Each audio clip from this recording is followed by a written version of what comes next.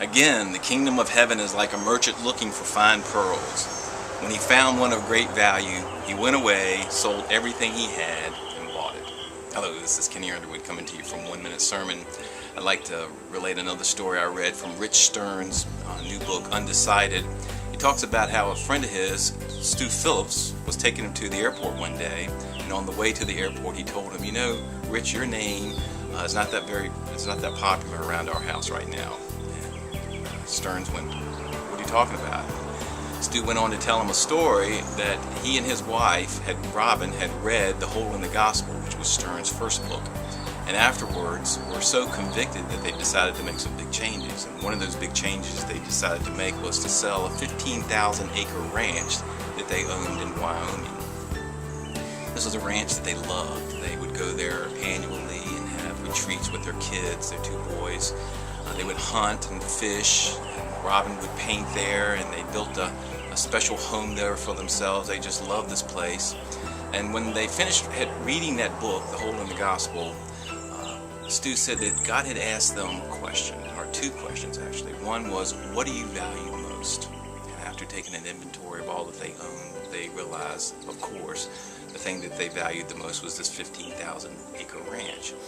And then he said the second question was, given what you know now about the needs of the poor, how does that balance with the 4 months you spend a year at the ranch versus the resources that you have tied up there?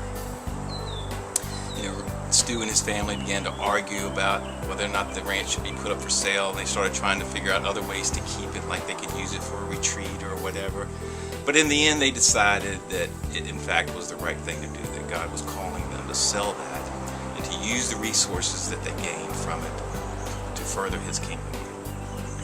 So that's in fact what they did. They put it up for sale. In the very first week after they listed it, they received an offer that was double what they paid for the ranch originally. So they went on to use that money, those resources, to further God's kingdom. And there's a quote Stu said that I thought was very impressive. He said, "We have no illusions regarding the spiritual significance of their gifts. God has told us what impresses him, and it's not our checks, regardless of the size. However, our obedience may." And that is what impresses God, our obedience to him. We're not all called to go out and take everything we have and sell it. We're not all called to go out and give everything we have to the poor.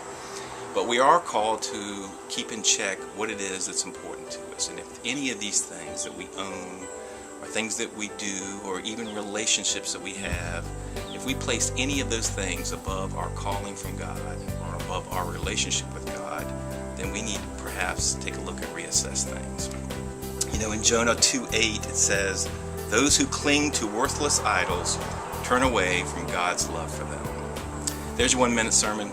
God bless.